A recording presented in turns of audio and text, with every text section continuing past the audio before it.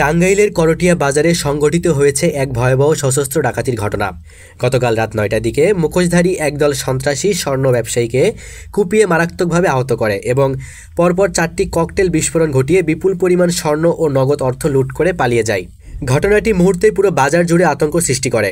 প্রত্যক্ষদর্শীরা জানান, রাত ৯টার দিকে মা কালী জুয়েলারি ওয়ার্কশপের মালিক বিপ্লব কর্মকার দোকান বন্ধ করে বাসায় ফিরছিলেন। এ সময় ৪-৫ জন সশস্ত্র মুখোশধারী ডাকাত একটি প্রাইভেট কারে করে এসে তার পথরোধ করে। তারা ধারালো অস্ত্র দিয়ে বিপ্লব কর্মকারকে এলোপাতাড়ি কুপিয়ে গুরুতর জখম করে। বাজারের আশেপাশের লোকজন এগিয়ে এলে ডাকাত দল আতঙ্ক সৃষ্টির উদ্দেশ্যে ধারাবাহিকভাবে ৪টি ককটেল বিস্ফোরণ ঘটায়। এরপর তারা প্রায় ৪০০ ভরি স্বর্ণ ও নগদ অর্থ লুট করে দ্রুত পালিয়ে যায়। স্থানীয়রা গুরুতর আহত বিপ্লব কর্মকারকে উদ্ধার করে প্রথমে টাঙ্গাইল জেনারেল হাসপাতালে ভর্তি করেন।